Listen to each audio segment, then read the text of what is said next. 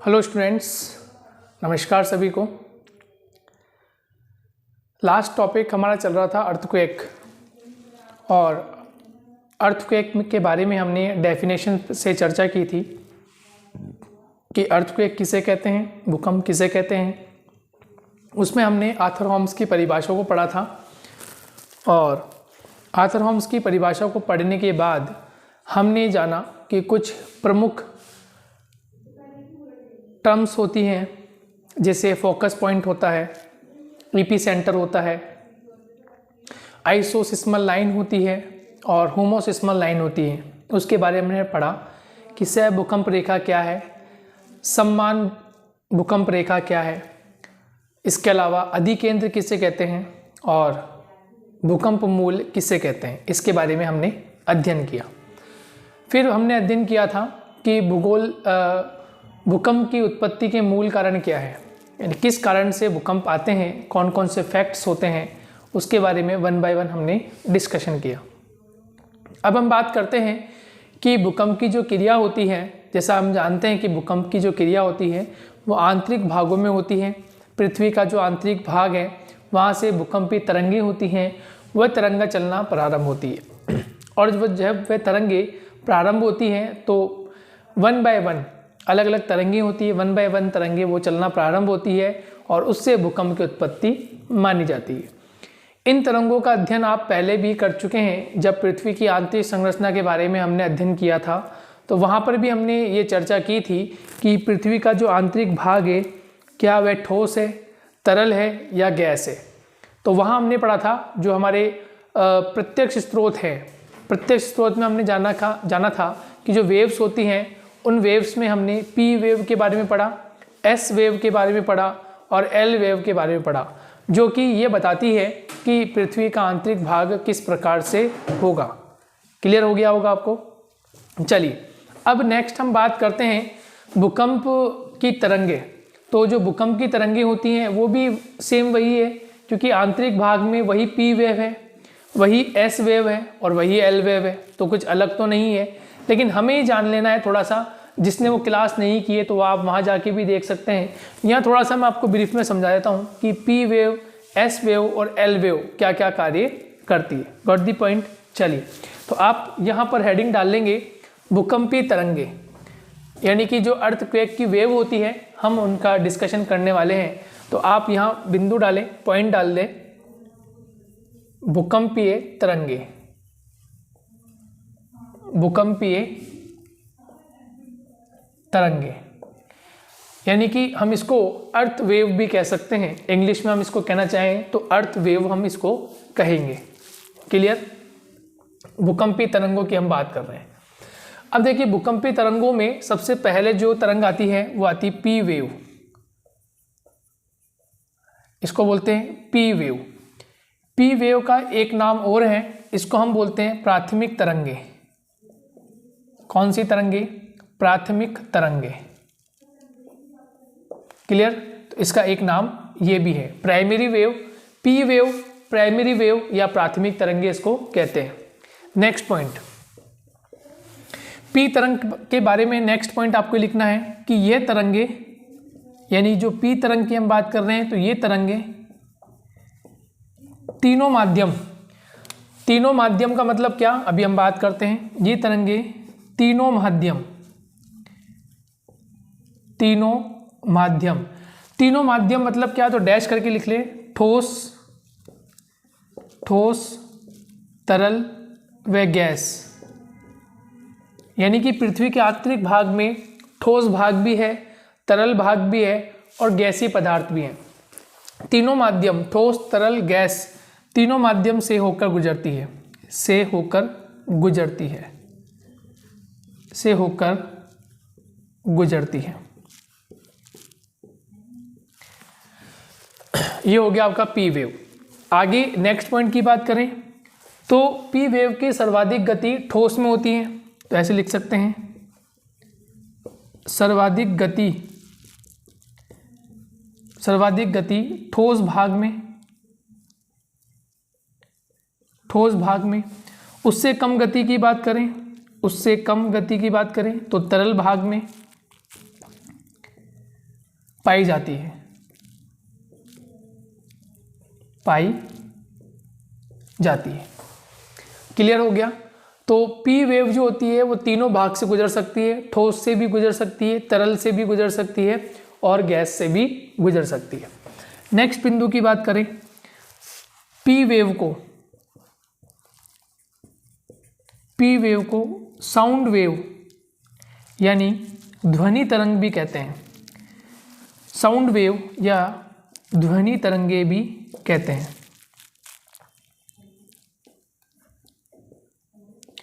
ध्वनि तरंग भी कहते हैं, साउंड वेव भी कहते हैं। आगे लिख सकते हैं, इस तरंग को धक्के की तरंगे इंग्लिश में लिखें तो पुश वेव भी कहते हैं। पुश वेव भी कहते हैं। पुश वेव का मतलब होता है हम धक्का देते हैं किसी को तो ये आगे पीछे होती है, ये तरंगे कैसे चलती है, आगे पीछे होकर चलती है, या यूँ कह सकते हैं क्षैतिज मूवमेंट होता है। किस तरह का मूवमेंट होता है? क्षैतिज मूवमेंट, पहले आगे फिर पीछे, फिर आगे फिर पीछे। क्लियर। इसका एक उदाहरण आप ये भी देख सकते हैं कि जब हम अपने रूम से बाहर निकलते हैं और रूम का जो दरवाज़ा होता है जब हम उसको तेज़ी से पुश करते हैं तो जो रूम का दरवाज़ा होता है वो पहले दीवार पे जाके टकराता है, फिर पुनः वापस आ जाता है, फिर वापस चला जाता है। तो धक्के देने पे डिपेंड करेगा कि आप कितना तेज़ उसको धक्का देते हैं। क्लियर हो गया। तो इसको जब हम पी वेव की बात करते हैं तो पी वेव किस प्रकार की है? धक्के की तरंगे हैं, इसको हम पुश वेव भी कहते हैं। ये आपको ध्यान रखना है। क्लियर। नेक्स्ट हम बात करें तो पी वेव की जो स्पीड होती है वो लगभग 8 to 10 किलोमीटर पर सेकंड, 8 to 10 किलोमीटर पर सेकंड। पी वेव की स्पीड 8 to 10 किलोमीटर पर सेकंड पाई जाती है। यानी जब हम इसको सिस्मोग्राफ से देखते हैं, सिस्मोग्राफ पर हम इसका अंकन करते हैं तो सिस्मोग्राफ पर अंकन करने पर, मेज़र करने पर हमें देखने को मिलता है कि पी वेव की जो स्पीड है वो 8 से 10 किलोमीटर सेकंड, 8 से 10 किलोमीटर पर सेकंड के हिसाब से पाई जाती है। नेक्स्ट बिंदु की बात करें तो पी वेव सबसे पहले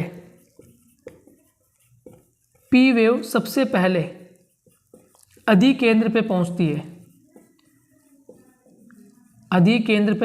है, या इसको हमने एक नाम दिया था कल, ईपी सेंटर पे पहुंचती है।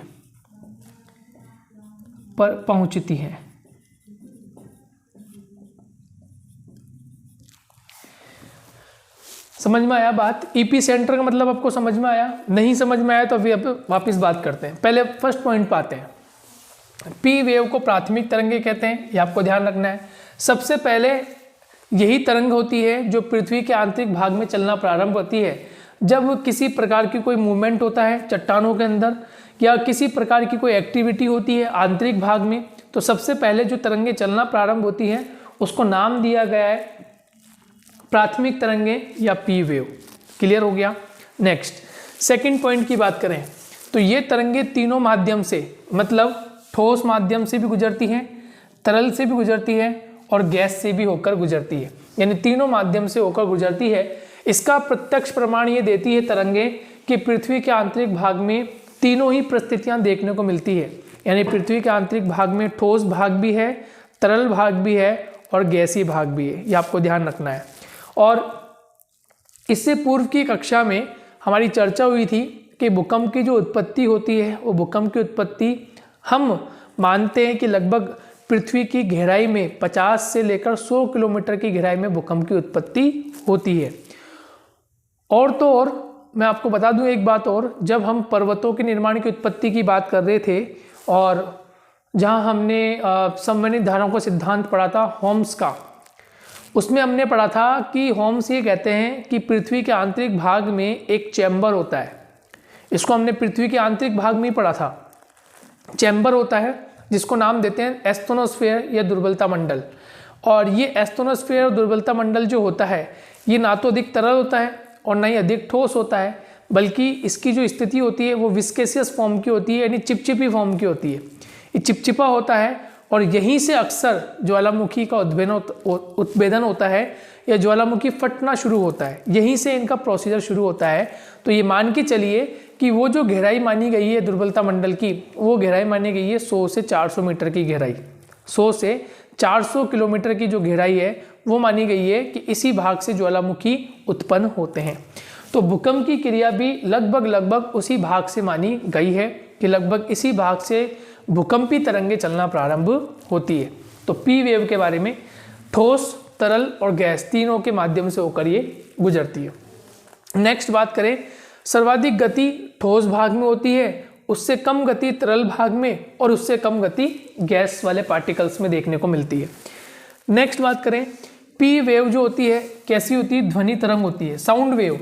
कभी आपने देखा होगा, साउंड सिस्टम आपने चलाया होगा तो आपने देखा होगा साउंड सिस्टम जो चलता है उसकी जो तरंगें होती है वो काम करती है किस प्रकार से? ध्वनि तरंग के माध्यम से आगे पीछे वो तरंगें चलना प्रारंभ होती है। इसलिए इसको एक नाम और दिया गया है, धक्के की तरंगें, या इसको नाम दिया गया है पुश वेव। क्या नाम दिया गया? Push wave. आगे पीछे तरंगें होती रहती हैं।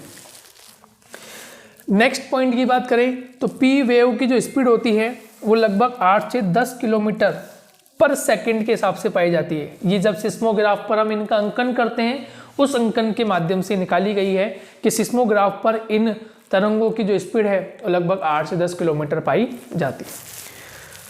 नेक्स्ट पॉइंट की बात करें तो पी वेव जो होती है सबसे पहले अधिकेंद्र यानी ईपी सेंटर पे पहुंचती है, क्योंकि हम भूकंप की बात कर रहे हैं दोस्तों। तो जब ये धरातली भाग पर पहुंचती है तो हमने कुछ इस प्रकार से कल डायग्राम बनाया था, आपको पता होगा, इस प्रकार से। और यहाँ एक बिंदु बताया था हमने, इसको हम बोलते हैं फोकस पॉइंट। हिंदी में बोले तो इसको हम बोलते हैं भूकंप मूल। इसको हाइपो सेंटर भी नाम दे सकते हैं, ध्यान रखें। इसको हम हाइपो सेंटर भी कहते हैं, यानी वह स्थान जहाँ से भूकंप उत्पत्ति होती है, भूकंप की तरंगें चलना प्रारंभ होती है। तो ये सबसे ऊपरी बिंदु जो होगा जो 90 डिग्री पर क्रिएट होता है, ध्यान रखिए 90 डिग्री पर जो बिंदु क्रिएट होगा उसको हम बोलेंगे अधिकेंद्र, या इंग्लिश में कहें तो हम उसको बोलेंगे ईपी सेंटर। क्लियर? हिंदी में कहते हैं अधिकेंद्र, इंग्लिश में कहते हैं ईपी सेंटर। और पी वेव जो होती है ये फोकस पॉइंट से सबसे पहले कहाँ आती है? ईपी सेंटर पर ही आती है। क्लियर? क्योंकि पी वेव भी चलती है और पी वेव सबसे पहले चल रही है तो सबसे पहले टारगेट कौन सी करेगी? ईपी सेंटर पर, तो पी वेव ही करेगी। अंडरस्टूड? ये बात आपको ध्यान रखनी है। तो इतनी बात हुई पी वेव के बारे में। नेक्स्ट हम बात करते हैं एस वेव के बारे में कि एस वेव जो होती है वो कौन सी वेव होती है और उस एस वेव की क्या खासियत होती है उसके हम बारे में बात कर रहे हैं।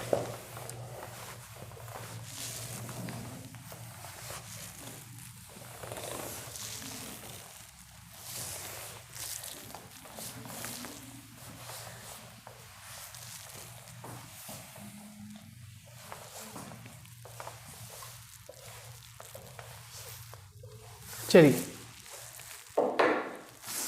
नेक्स्ट लिखें आप एस वेव।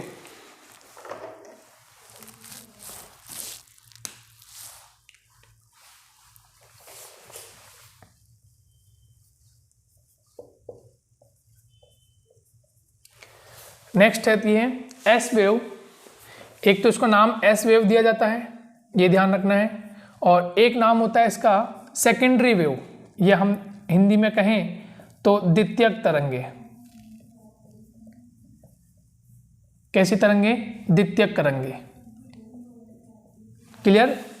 पहले वाली जो हमने पढ़ी थी वो थी प्राइमरी वेव, प्राथमिक तरंगे, और एस तरंगे जो हैं ये द्वितीयक तरंगे कहलाती है, या सेकेंडरी वेव हम इसको इंग्लिश में कहते हैं।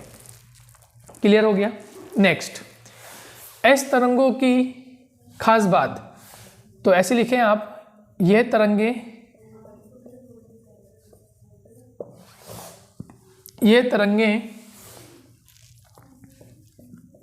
ठोस माध्यम से गुजर सकती है, ठोस माध्यम से गुजर सकती है,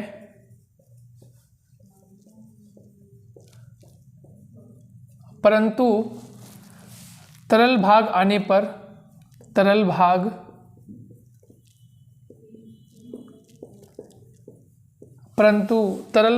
आने पर दिशा में परिवर्तन कर देती है।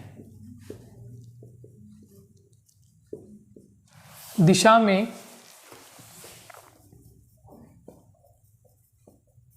परिवर्तन कर देती है।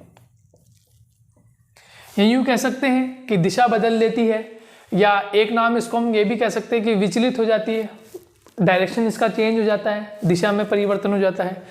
या ये भी कारण हो सकता है कि इस तरंग को, देखिए एक नाम और लिखते हैं फिर समझाते हैं कि एस वेव को एक नाम और दिया जाता है लाइट वेव। एस वेव को लाइट वेव, हिंदी में कहें तो प्रकाश तरंगे, हिंदी में कहें तो प्रकाश तरंगे।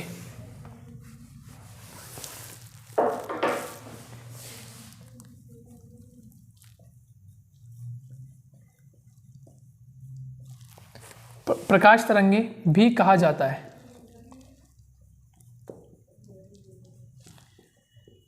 अब समझने का प्रयास कीजिएगा कि जो हमने पहला स्टेटमेंट लिखा है उसका संबंध दूसरे स्टेटमेंट से कैसे है। देखिए, ये तरंगे ठोस माध्यम से गुजर सकती है। पहली बात तो यहाँ समाप्त हो जाती है, क्लियर हो जाती है बात कि ठोस भाग से गुजर रही है। इसी के आगे कंटिन्यू स्टेटमेंट लिखा हुआ है कि तरल भाग में आने पर दिशा में क्या कर देती है, परिवर्तन कर देती है, यानी ये दिशा से भटक जाती है जैसे तरल भाग आता है। तो देखिए, इसका एक शायद रीज़न ये भी हो सकता है कि एस वेव को हम नाम दे रहे हैं कि लाइट वेव है। कौन सी वेव है? Light wave. क्लियर? प्रकाश तरंगे जो होती हैं वो प्रकाश तरंगे पानी में जाने के बाद दिखाई नहीं देती। नेचुरल है, एक सरफेस होता है, वहाँ तक तरंगे हमें दिखाई देती है, लेकिन उसके बाद विचलित होना शुरू होती है जैसे जैसे गहराई बढ़ती जाती है। तो ये तो हम एस तरंगों की बात कर रहे हैं जो कि बहुत अधिक गहराई में चल रही हैं, 50 से लेकर 100 किलोमीटर की गहराई के आसपास चल रही है, और नाम दे रहे हैं कि लाइट वेव है, प्रकाश तरंगे हैं। तो प्रकाश तरंगे पानी से गुजरेगी तो पता ही नहीं चलेगा कि पानी से गुजर रही है या नहीं गुजर रही, क्या इसका फॉर्मेशन रहता है। लेकिन जो जियोलॉजिकल सर्वे करते हैं, या यूँ कह सकते हैं कि जो जियोडेसी के व्यक्ति होते हैं, भूगोलवेत्ता होते हैं, जानकार होते हैं, वही कहते हैं कि एस वेव जो होती है वो तरल भाग आने से पहले ही अपना पाथ वो चेंज कर लेती है। इसलिए एस तरंगे जो होती है वो तरल भाग में आने से पहले ही दिशा में क्या कर लेती है, परिवर्तन कर लेती है। तो ये हमारा स्टेटमेंट आपको ध्यान रखना है कि ये जो तरंग होती है ये लाइट वेव कहलाती है, प्रकाश तरंगे कहलाती है, और ये तरल भाग पर आने पर ये अपने दिशा में क्या कर लेती है, परिवर्तन कर लेती है। ठीक है, नेक्स्ट, एस वेव की जो स्पीड होती है, एस वेव की स्पीड की बात करें तो इसकी स्पीड लगभग 5 से 8 किलोमीटर पर सेकंड रहती है, पर सेकंड होती है। यानी पी वेव से कम होती है, पी वेव से स्पीड कम होती है।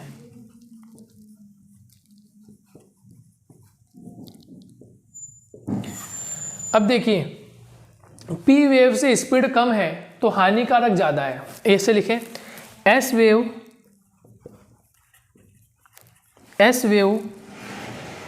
पी वेव की तुलना में, एस वेव पी वेव की तुलना में अधिक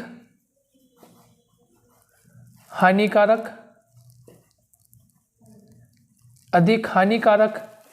या स्लैश लगा के लिख सकते हैं, मारक क्षमता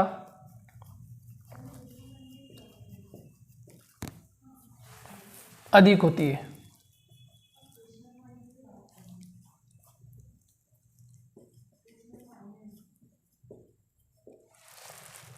क्लियर हो गया? यानी पी वेव की जो स्पीड है वो आपने पढ़ा था कि इसकी स्पीड 8 से 10 किलोमीटर पर सेकंड होती है, ये आपने पढ़ा था। तो स्पीड अधिक होगी तो जल्दी आकर समाप्त हो जाएगी। जैसे हम यहाँ आपको समझाया था कि यहाँ से सबसे पहले जो तरंग चल रही है वो कौन सी चल रही है, पी। सबसे पहले तरंग कौन सी चल रही है, पी। अब पी तरंगें चल रही हैं, स्पीड ज़्यादा है तो तुरंत ईपी सेंटर पे पहुंचेगी और समाप्त हो जाएगी, या चारों तरफ दिशाओं में जा रही है तो तुरंत जाएगी और समाप्त हो जाएगी। लेकिन उसके बाद जो वेव चल रही है वो चल रही है एस वेव, मतलब सेकेंडरी वेव। इसकी स्पीड कैसी है, 5 से 8 किलोमीटर, मतलब पी वेव की तुलना में कम है। तो जितनी धीमी धीमी स्पीड होगी तो ये उतनी ही हानि पहुंचाएगी, या यूँ कह सकते हैं उतनी ही है मारक क्षमता इसकी होगी, भूकंप की तीव्रता को ये अधिक बढ़ा देगी। क्लियर हो गया। नेक्स्ट दूसरा ये ध्यान रखना है कि जो तरंगे होती हैं ये तरंगे लंबवत होती है, लंबवत काम करती है, ठीक है। तो ऐसे लिख लें, एस वेव आंतरिक भाग में, एस वेव आंतरिक भाग में लंबवत दिशा में लंबवत दिशा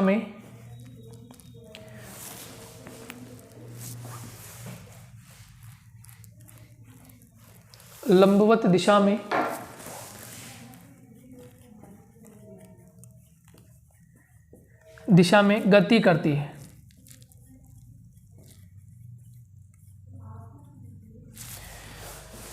समझ में आ गया आपके।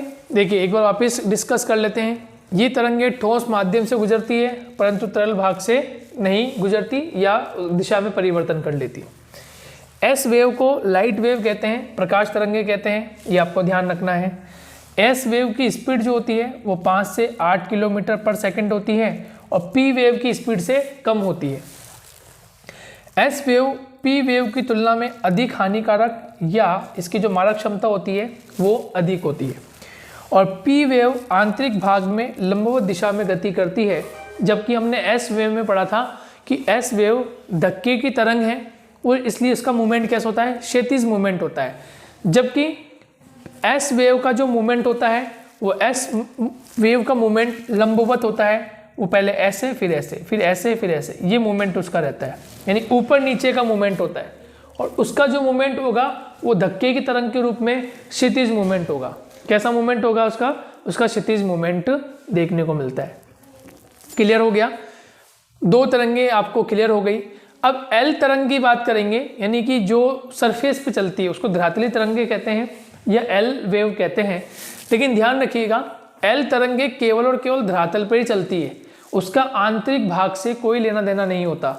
आंतरिक भाग में केवल दो तरंगे चलती है, पी और एस। सबसे पहले पी चलती है, उसके बाद एस आती है। और एल तरंग जो होती है वो केवल सरफेस पे चलती है, वो आपको ध्यान रखना है, वो केवल सरफेस पे चलेगी, उसका आंतरिक भाग से कोई लेना देना नहीं है। और एल तरंग जो होगी वो इन दोनों से सबसे ज़्यादा हानिकारक होती है। यानी धरातल पर जो भी क्षति होती है, बड़ी बड़ी बिल्डिंगों का नीचे की ओर आ जाना,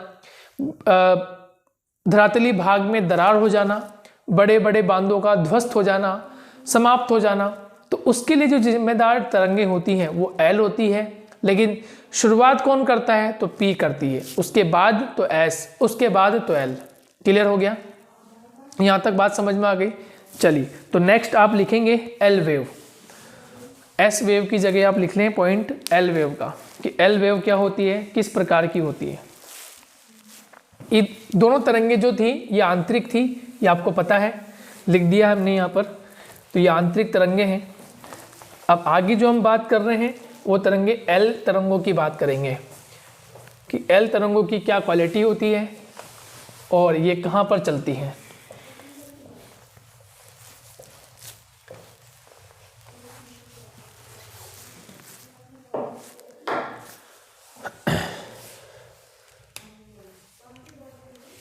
चलिए नेक्स्ट हम बात करते हैं एल वेव। ठीक है, इसको बोलते हैं धरातली तरंगे।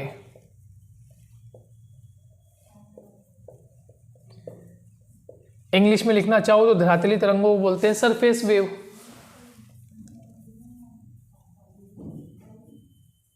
सरफेस वेव, एल वेव या धरातली तरंगे या फिर surface wave. Clear. Next second point लिखेंगे इसमें कि जो एल वेव होती है ये बाह्य तरंगे होती है, आंतरिक नहीं होती, ये ध्यान रखना। एल वेव बाह्य तरंगे होती हैं, या आउटर वेव भी कह सकते हैं, और नहीं तो इसको बाह्य तरंगे, आउटर वेव या सरफेस तरंग ज़्यादा सही है, नाम अच्छा है सरफेस तरंग। इससे ये पता चल रहा है कि पृथ्वी के धरातली भाग पे चल रही है, इसलिए आपको इसको केवल इतना लिख लें कि एल वेव बाह्य तरंगे होती है, आंतरिक भाग में नहीं चलती। ये भी लिख लें तो और स्पष्ट हो जाएगा। होती है, आंतरिक भाग में नहीं चलती, आंतरिक भाग में नहीं चलती। क्लियर हो गया। चलिए नेक्स्ट पॉइंट की बात करें। एल वेव की जो स्पीड होती है वो ऑलमोस्ट 3 से 5 किलोमीटर पर सेकंड होती है तथा अधिक हानिकारक होती है,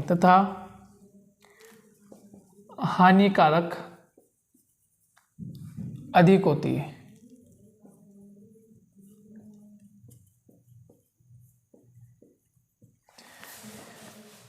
क्लियर है। एल वेव की स्पीड 3 से 5 किलोमीटर पर सेकंड रहती है और ये सबसे ज़्यादा हानिकारक होती है, विध्वंसकारी अधिक होती है। एस भी होती है लेकिन एस से कहीं ज़्यादा ये हानिकारक होती है। ठीक है। नेक्स्ट लिख सकते हैं धरातल पर अधिक लंबा मार्ग तय करती है। धरातल पर अधिक लंबा मार्ग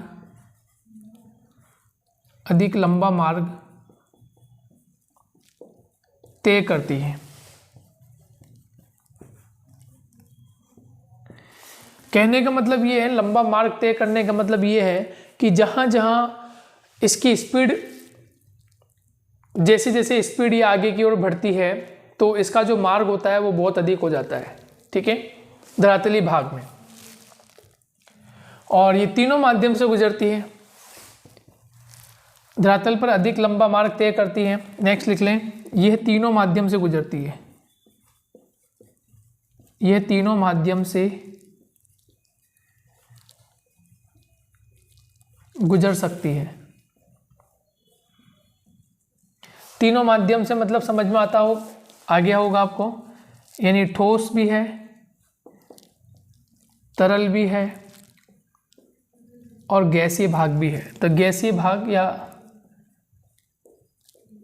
ये लीजिए, ठोस, तरल और गैसीय तीनों माध्यम से तरंगे गुजरती हैं। कौन सी? L wave. सबसे ज़्यादा हानिकारक कौन सी है? तो एल वेव।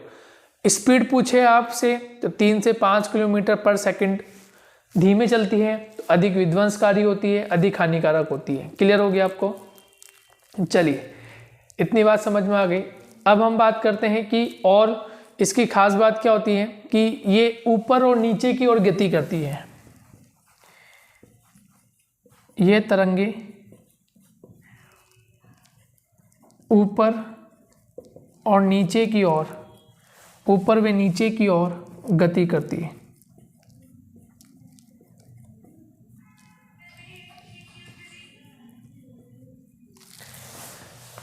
ये नोट कर लीजिए, ये आपके एल जो वेव है उस एल वेव के संदर्भ में बातें बताई गई हैं कि एल वेव जो होती हैं वो एल वेव मुख्य रूप से अलग अलग कैरेक्टरिस्टिक्स की हैं। नंबर 1, भूकंपीय तरंगे में हम पढ़ रहे हैं, एल वेव धरातली तरंगे होती हैं। दूसरा, इसे हम बाह्य तरंगे भी कहते हैं। क्लियर? तीसरा, इसकी स्पीड 3 से 5 किलोमीटर पर सेकंड रहती है। उसके अलावा नेक्स्ट, अधिक लंबा मार्ग तय करती है, तीनों माध्यम से गुजर सकती है, ये आपको ध्यान रखना है।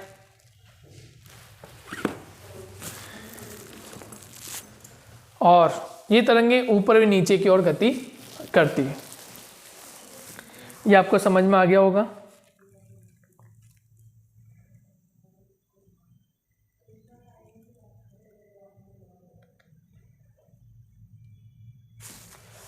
क्लियर। और एक पॉइंटर लिख लीजिए यहाँ पर कि इनकी उत्पत्ति लिख लीजिए, इनकी उत्पत्ति यानी एल वेव की उत्पत्ति लिख लीजिए।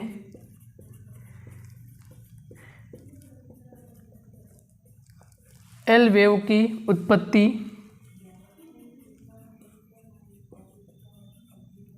अधिकेंद्र से होती है।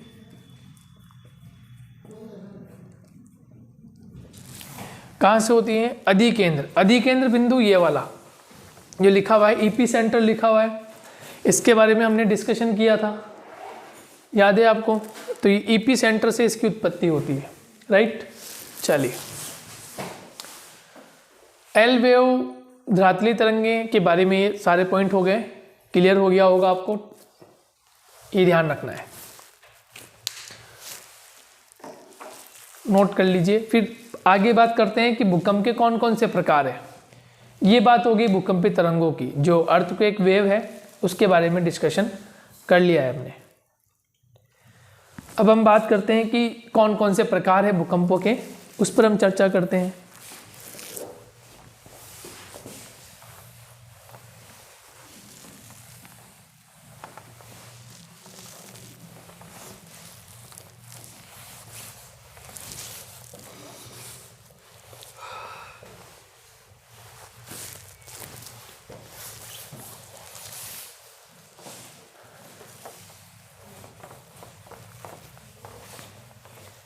आज केवल हम फ्लो चार्ट पे बात कर लेंगे और फिर कल की क्लास में हम इसको थोड़ा सा डिस्क्राइब करेंगे कि कौन कौन से भूकंप किस किस प्रकार के भूकंप जो होते हैं वो किस किस प्रकार के होते हैं, उसका डिस्कशन हम कल कर लेंगे। तो आज की क्लास में केवल इतना ही कि प्रकार कौन कौन से होते हैं। चलिए, फ्लो चार्ट बना लीजिए, जैसे हमने पहले भी फ्लो चार्ट बना रखा था उस तरह से फ्लो चार्ट बनाएंगे हम। और फ्लो चार्ट में सबसे ऊपर लिखें आप कि भूकंप के प्रकार, सबसे ऊपर लिखें टाइप्स ऑफ अर्थक्वेक, या हम यहाँ लिख देते हैं भूकंप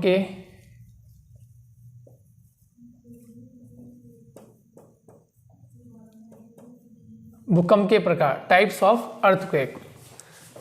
अब टाइप्स ऑफ अर्थक्वेक में एक ऐसे बना लीजिए,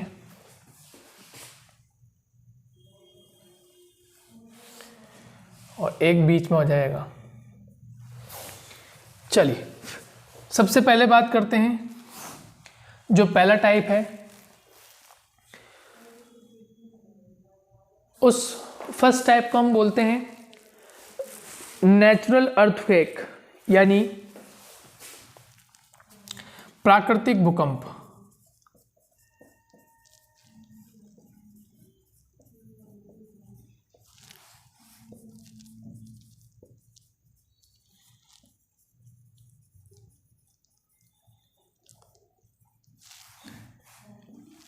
natural earthquake, clear.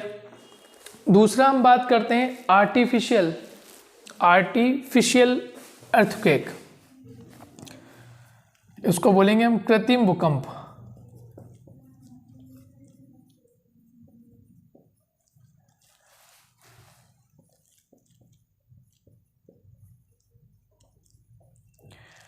Artificial earthquake,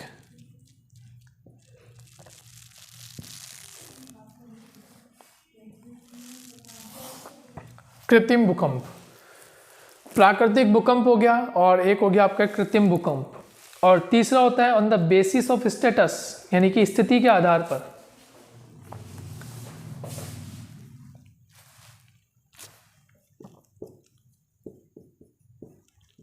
स्थिति के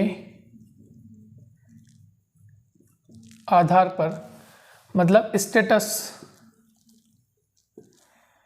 ठीक है। स्टेटस या लिख लीजिए आप on the basis of status, पूरा लिख लीजिए on the basis of status.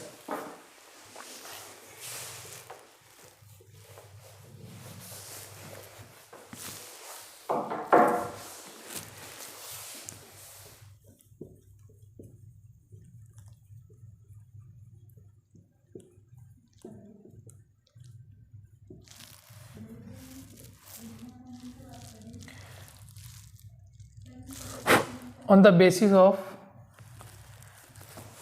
Status, ठीक है। अब देखिए नंबर 1, यहाँ कौन कौन से होते हैं प्राकृतिक भूकंप में, कौन कौन से होते हैं। एक होता है ज्वालामुखी,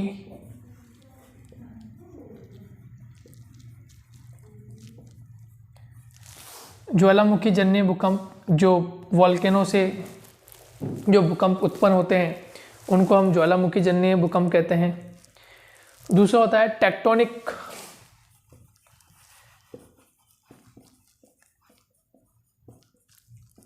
टेक्टोनिक अर्थक्वेक या विवर्तनिक भूकंप। जब टेक्टोनिक मोमेंट होता है जब हमें देखने को मिलता है। सी होता है आइसोस्टैटिक भूकंप, अर्थक्वेक, यानी कि भू संतुलन मूलक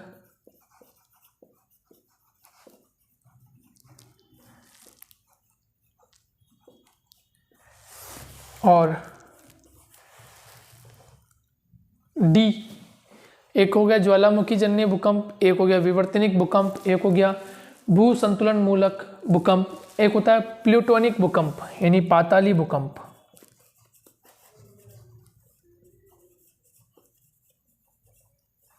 पाताली भूकंप या बहुत अधिक गहराई में जो भूकंप आते हैं उसको हमने इसमें शामिल कर लिया है।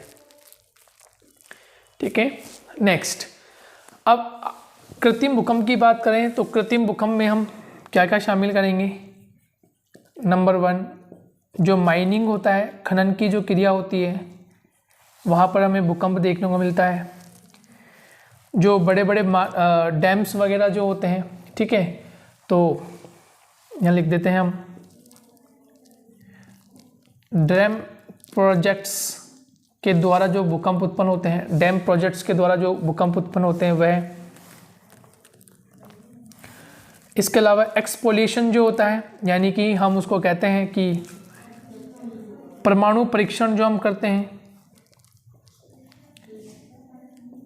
ठीक है, यानी कि न्यूक्लियर जो टेस्टिंग हम करते हैं, न्यूक्लियर टेस्टिंग जो होती है, एक्सप्लोशन यानी कि विनाशकारी जो होता है, बहुत अधिक विस्फोटक के रूप में होता है, उस प्रकार के भूकंप को हम परमाणु परीक्षण कह सकते हैं, न्यूक्लियर टेस्टिंग भी कह सकते हैं। ठीक है, ये वो शामिल करेंगे। और ऑन द बेसिस की हम बात करें तो ऑन द बेसिस में एक आएगा आपके लैंड अर्थक्वेक।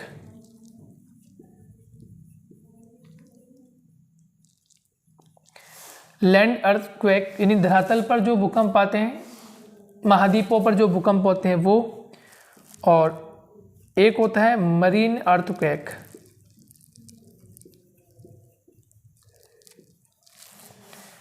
लैंड अर्थक्वेक, और एक होता है मरीन अर्थक्वेक, यानी सागरों में जो भूकंप आते हैं उन्हें हम मरीन अर्थक्वेक कहते हैं। ठीक है, इस प्रकार से भूकंप के प्रकारों की हमने चर्चा की। अब एक एक भूकंप को हम अलग अलग से पढ़ेंगे। हालांकि कृत्रिम भूकंप में आप ऐसे समझ सकते हो, माइनिंग है, डैम प्रोजेक्ट्स वगैरह होते हैं और आपके न्यूक्लियर टेस्टिंग वगैरह होती है। ठीक है, इस प्रकार के जो अंडरग्राउंड न्यूक्लियर टेस्टिंग वगैरह है इनको हम आर्टिफिशियल में शामिल करते हैं। तो ये कोई इतना बड़ा नहीं है, छोटा सा ही, आप इसको मैंने यहीं समझा दिया। स्थिति के आधार पर आप देखें तो लैंड अर्थक्वेक होते हैं जो स्थलीय भाग पर आते हैं, वो लैंड अर्थक्वेक हो गया। धरातली भूकंप हो गए। सागरी भूकंप क्या होते हैं, जो सागर के अंदर भूकंप आते हैं, सागर की जो लहरें बहुत विनाशकारी होती है, सुनामी जिसको हम कहते हैं, लाइक सुनामी इसका एग्जाम्पल बन जाता है। तो उस तरह के जो भूकंप आते हैं वो इस प्रकार के हैं। अब इनकी हम बात करें तो ज्वालामुखी जन्य भूकंप क्या होते हैं। ज्वालामुखी जन्य भूकंप का मतलब ऐसे भूकंप जो ज्वालामुखी की उत्पत्ति से प्रारंभ होते हैं। इसको मैं यही समझा रहा हूँ आपको। डिस्कशन तो हम इसको इसमें कर लेंगे, कुछ अदर फैक्ट्स वगैरह जो है वो नेक्स्ट क्लास में हम देख लेंगे, ये इसका कौन कौन सा जो रीज़न है जहाँ पे इस प्रकार की एक्टिविटी होती है। तो ये हम बात करते हैं नेक्स्ट, ज्वालामुखी जन्य भूकंप। तो ज्वालामुखी जन्य भूकंप का मतलब ऐसे भूकंप जो मोस्टली ज्वालामुखी के क्षेत्र में आते हैं, जहाँ ज्वालामुखी फटते हैं उस क्षेत्र में आने वाले भूकंप को ज्वालामुखी जन्य भूकंप कहते हैं। क्लियर। फिर नेक्स्ट हम बात करें कि विवर्तनिक भूकंप कौन से होते हैं। विवर्तनिक भूकंप वो भूकंप होते हैं जो किसी ना किसी स्थिति में तनाव या संपीड़न की स्थिति होती है, लिख सकते हो आप। यानी यहाँ पर टेंशन की कोई एक्टिविटी होती है या कंप्रेंशन की कोई एक्टिविटी होती है, यानी संपीड़न की कोई एक्टिविटी होती है, तो उससे कोई भूकंप बनते हैं तो उसको हम किस में शामिल करते हैं, उसको हम विवर्तनिकी भूकंप में शामिल करते हैं। फिर है भूसंतुलन मूलक भूकंप, यानी कि जब भूमि में असंतुलन पैदा होता है, जब भूमि में असंतुलन पैदा होता है तो ऐसी स्थिति में जब धरातली भाग में वाइब्रेशन होता है, कंपन पैदा होता है, तो हम उसको भूसंतुलन मूलक भूकंप कहते हैं। क्लियर हो गया। और एक है पातालीय भूकंप या प्लूटोनिक भूकंप, इसको अर्थक्वेक कहते हैं। तो ऐसे भूकंप जब अधिक गहराई में, जब भूकंप की गहराई अधिक हो तो अधिक गहराई में जो उत्पन्न होते हैं उसको हम पातालीय भूकंप कहते हैं। राइट। माइनिंग, खनन के क्षेत्र में जब माइनिंग होती है, मजदूर माइनिंग करते हैं तो विस्फोट करते हैं, या मशीनों के माध्यम से माइनिंग की जाती है, तो वहाँ की भूमि थोड़ी बहुत वाला जो हिस्सा होता है वो हिलता है, वाइब्रेशन करता है। तो ऐसे भूकंप को हम आर्टिफिशियल भूकंप कहेंगे, कृत्रिम भूकंप कहेंगे, या मानव जनित। यहाँ पे एक आप नाम बोल सकते हो, मानव जनित। जो मानव के द्वारा उत्पन्न हो जाए उसे हम कृत्रिम भूकंप या मानव जनित भूकंप कहेंगे। क्लियर। फिर हम बात करें डैम प्रोजेक्ट्स बनते हैं, और डैम प्रोजेक्ट जब बनते हैं तो डैम प्रोजेक्ट बनने के कारण यदि पानी का भराव क्षमता बहुत अधिक होता है तो आसपास की भूमि जो होती है वो बहुत उनमें दरारों के माध्यम से पानी एंटर कर जाता है। तो उस क्षेत्र में यदि डैम प्रोजेक्ट के माध्यम से या डैम गिर जाए, अचानक से डैम बनता बनता गिर जाए, या बनने के बाद, निर्माण के कुछ समय बाद वो डैम गिर जाए, तो आसपास का क्षेत्र जो होता है वो वाइब्रेट होता है, वहाँ भूकंप जैसा अनुभव होता है, तो हम उसको डैम प्रोजेक्ट्स कहते हैं। उसके द्वारा भी आर्टिफिशियल अर्थक्वेक आ जाते हैं, या उसको हम मानव जनित भूकंप कहते हैं। परमाणु परीक्षण होता है, तो आपने देखा होगा थार के मरुस्थल वाला जो रीजन है हमारे भारत में, या जो भी मरुस्थलीय भाग होता है या वीरान भाग होता है जहाँ पर कोई आबादी बसी हुई नहीं होती, मानव श्रृंखला नहीं होती, तो वहाँ पे परमाणु परीक्षण किया जाता है। ये परमाणु परीक्षण मोस्टली या तो सागर तटीय भागों में किया जाता है और या फिर मरुस्थलीय क्षेत्रों में किया जाता है। तो लेकिन फिर भी वहाँ जो टेस्टिंग हो रही है, न्यूक्लियर टेस्टिंग जो हो रही है, उससे कहीं ना कहीं भूमि पर इम्पैक्ट तो पड़ता ही है। तो भूमि पर जब इम्पैक्ट पड़ता है तो उसको हम बोलेंगे आर्टिफिशियल अर्थक्वेक या मानव जनित या कृत्रिम भूकंप। यहाँ दो तरह के भूकंप है स्थिति के आधार पर। नंबर एक लैंड अर्थक्वेक, ये मैंने आपको बताया कि जो धरातली भाग में होगा वो लैंड अर्थक्वेक होगा, और मरीन अर्थक्वेक जो सागरी भाग में अर्थक्वेक हो रहा है, सुनामी जो हो रही है उसको हम मरीन अर्थक्वेक कहेंगे। तो ये भूकंप के प्रकार है। भूकंप के प्रकार मैंने आपको फ्लो चार्ट में समझा दिए हैं। नेक्स्ट क्लास में कुछ अदर फैक्ट्स पढ़ लेंगे, विश्व के मानचित्र पर देख लेंगे कि विश्व के मानचित्र पर कहाँ कहाँ कौन कौन से भूकंप आते हैं, कौन से क्षेत्र ऐसे हैं जहाँ भूकंप अधिक देखने को आपको मिलेंगे। क्लियर हो गया। तो फिर नेक्स्ट क्लास में मिलते हैं, जब तक के लिए टेक केयर, बाय बाय।